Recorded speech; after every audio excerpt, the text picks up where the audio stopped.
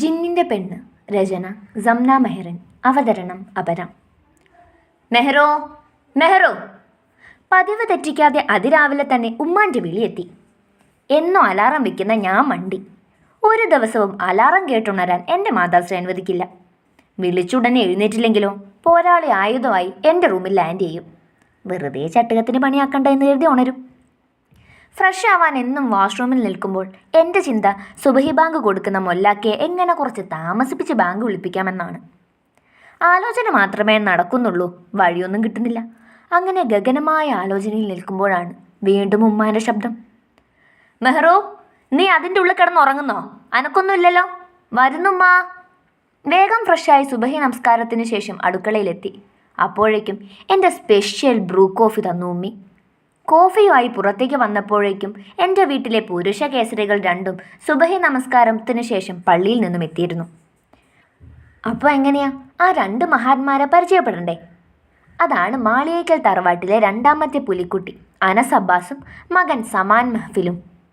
വല്ലതും മനസ്സിലായോ നിങ്ങൾക്ക്? എവിടുന്നല്ലേ? വളരെ വിശദമായി പറഞ്ഞാൽ എൻ്റെ പിതാശ്രീയും പൊന്നാങ്ങളിയും.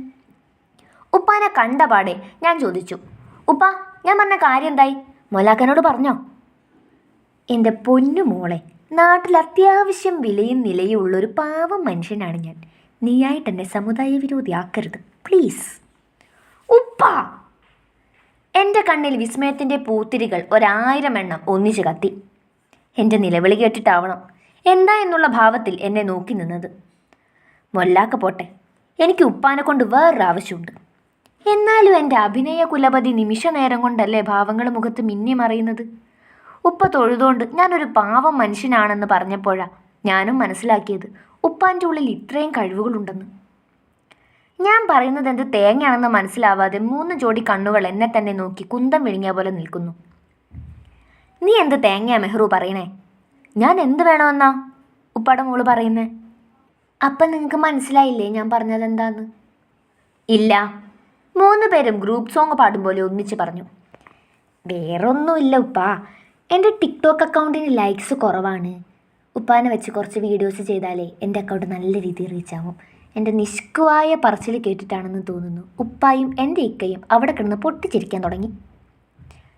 പിന്നെ നീ ടിക്ടോക്ക് എന്നും പറഞ്ഞ് കാണിക്കുന്ന കോമാളിത്തരങ്ങൾ പോരാതെയാണോ എൻ്റെ കെട്ടിയവനെ കൂടി കൂട്ടുന്നത്? എൻ്റെ ഉമ്മാൻ്റെ വേറൊരു ലോഡ് പുച്ഛം. എൻ്റെ അപേക്ഷയെ നിഷ്കരുണം കേവലം കോമാളിത്തരമായി കണ്ട എൻ്റെ വീട്ടുകാരുടെ മുമ്പിൽ കട്ടക്കലിപ്പോടെ ഞാൻ പറഞ്ഞു, നിങ്ങൾ നോക്കിക്കോ, വേറൊരു 1 മാസം കൊണ്ട് ഞാൻ ടിക്ടോക്ക് സ്റ്റാറായി മാറിയിരിക്കും. അന്ന് ഈ വീട് മുറ്റം നിറയെ എൻ്റെ ഫാൻസ് ആയിരിക്കും. പിന്നെ ഉപ്പ, സീരിയസ് ആയി ഞാൻ ഒരു കാര്യം പറയാം. നമ്മുടെ വീടിൻ്റെ ഫ്രണ്ടിലുള്ള ആ ഒഴിഞ്ഞ പറമ്പ് വിൽക്കുന്നുണ്ടോ എന്ന് തിരക്കണം. അതെന്തിനാ? വീണ്ടും കോറസ് ഇട്ട പോലെ 3 കൂടി ഒരുമിച്ച് ചോദിച്ചു. എൻ്റെ ഫാൻസിനെ മുറ്റം തികയാതെ വരും, അപ്പോഴത്തെ ബുദ്ധിമുട്ട് ഒഴിവാക്കണ്ടേ, അതിനാ ആ പറമ്പ് ഇപ്പോഴേ വാങ്ങാൻ പറഞ്ഞത്. ഉമ്മ ദയനീയമായി ഉപ്പാനെ നോക്കി. ഇത് ഏതു തരം വാഴയാണെന്നറിയാത്ത പോലെ ഉപ്പ തിരിച്ചും. അവരെ പറഞ്ഞിട്ടും കാര്യമില്ല, ഇനി പറ്റിപ്പോയില്ലേ, സഹിക്കുക തന്നെ. ഇങ്ങനെ നിന്നാലെങ്ങനെയാ? തറവാട്ട് പോകണ്ടേ? ഇന്ന് സൺഡേ അല്ലേ എന്ന ഇക്കാടെ ചോദ്യമാണ് ഉമ്മാനെയും ഉപ്പാനെയും ബോധമണ്ഡലത്തിലേക്ക് തിരികെ കൊണ്ടുവന്നത്. പെട്ടെന്ന് പോയി റെഡിയാവും എല്ലാവരും എന്നും പറഞ്ഞുകൊണ്ട് ഉമ്മ അകത്തേക്ക് പോയി. പുറകെ ഞങ്ങളും. എല്ലാ ഞായറാഴ്ചകളിലും ഞങ്ങൾ ഉപ്പാൻ്റെ തറവാട്ടിലാണ്. അന്ന് ഉപ്പാൻ്റെ ഫാമിലി മൊത്തം അവിടെ വേണമെന്ന് വാപ്പുപ്പാക്ക് നിർബന്ധമാണ്. അപ്പോൾ തറവാട്ടിൽ പോകും മുന്നേ എല്ലാവരെയും വിശദമായി പരിചയപ്പെടുത്താം. എൻ്റെ വാപ്പുപ്പാക്ക് 4 മക്കളാണ്. മൂത്തത് മുഹമ്മദ് അബ്ബാസ്, ഭാര്യ സാറ, അവർക്ക് 3 മക്കൾ, ആഷിക്കിക്ക, അലനിക്ക, അംനാദിക്ക.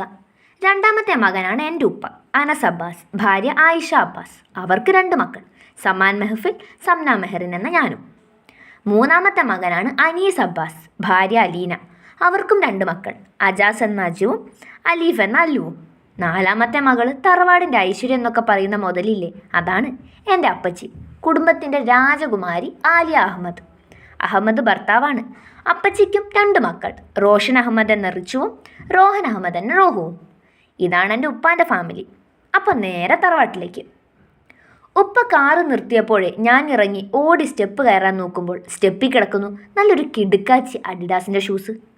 അതിൻ്റെ ഓണറിനെ ഓർമ്മ വന്നപ്പോഴേക്കും പിന്നെ അതിവേഗം ചലിച്ചതിൻ്റെ കാലുകളാണ്. ഒരൊറ്റ തട്ട് ദേ കിടക്കുന്നു കാറിൻ്റെ അടിയിൽ. ആഡിഡാസ് അല്ല പിന്നെ, ഞാൻ മുതൽ. രാവിലെ തന്നെ ഷൂസിനെങ്കിലും പണി കൊടുക്കാൻ പറ്റിയ സന്തോഷത്തിൽ ചാടിത്തുള്ളി അകത്തോട്ട് കയറാൻ പോയപ്പോഴാണ് എന്നെ തന്നെ തുറച്ചു നോക്കി കട്ടക്കലിപ്പിൽ നിൽക്കുന്ന എൻ്റെ ശത്രുവിനെ കണ്ടത്. പടച്ചവനെ, ഞാൻ കൊടുക്കുന്ന പണികളെല്ലാം തന്നെ ജെറ്റ് എയർഫോഴ്സ് പിടിച്ചാണല്ലോ എനിക്ക് നേരെ തിരിച്ചു വരുന്നത്. ഇന്ന് കണി കണ്ടവൻ്റെ പിതാവിനെ സ്മരിച്ചുകൊണ്ട് നേരെ അടുക്കളയിലേക്ക് വെച്ച് പിടിച്ചു. അവിടെ ചെന്നപ്പോൾ മാളിയേക്കിലെ മഹിളാ രത്നങ്ങളെല്ലാം അവിടെ തന്നെ ഉണ്ട്. എന്നെ കണ്ടപ്പോഴേക്കും അപ്പച്ചി ഓടി വന്നെന്നെ കെട്ടിപ്പിടിച്ചു. വന്നോ അപ്പാടെ രാജകുമാരി? അപ്പച്ചി എനിക്ക് ഒരുപാട് പ്രിയപ്പെട്ടതാണ്. എൻ്റെ ഉമ്മയുടെ അടുത്ത് നിൽക്കണ അതേ ഫീലാണ് അപ്പച്ചിയുടെ അടുത്ത് നിൽക്കുമ്പോഴും. അപ്പോഴേക്കും വാപ്പുമ്മയും ഉമ്മമാരും എല്ലാവരും വന്ന് സംസാരമായി, ബഹളമായി.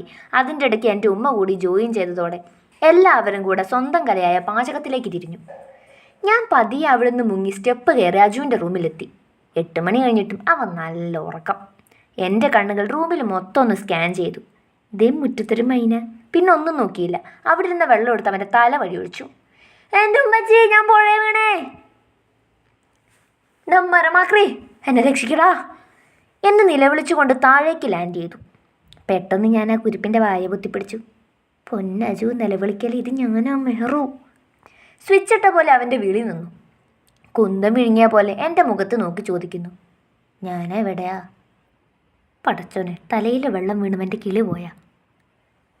ഞാനും അവനും എന്നും കുളിക്കുന്നതുകൊണ്ടേ ചിലപ്പോൾ ഇങ്ങനെ സംഭവിക്കാം. അവനെവിടെ? വീണ്ടും കിളി പോയ പോലെ അവൻ ചോദിക്കുക.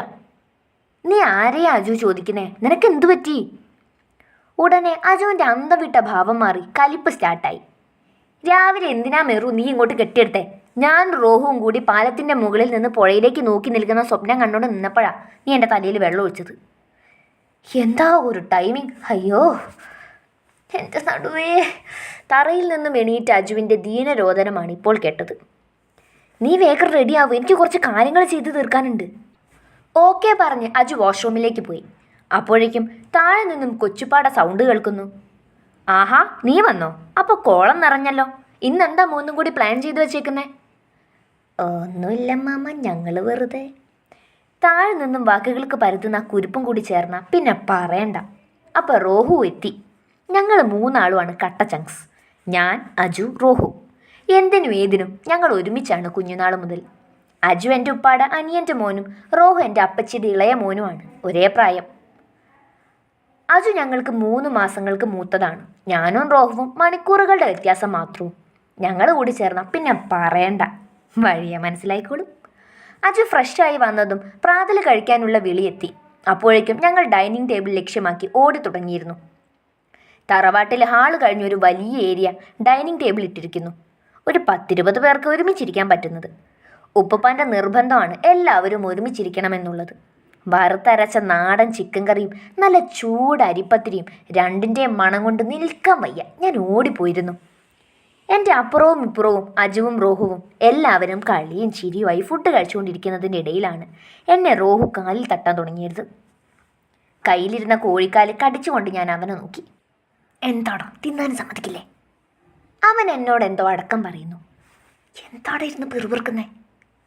പണി വരുന്നു മെഹ്റു എന്ന് പറയുന്നത് ഞാൻ മനസ്സിലാക്കി എടുക്കും മുന്നേ എൻ്റെ മടിയിലേക്ക് കുടിക്കാൻ വെച്ചിരുന്ന വെള്ളവും കുപ്പിയും മറിഞ്ഞു വീണു.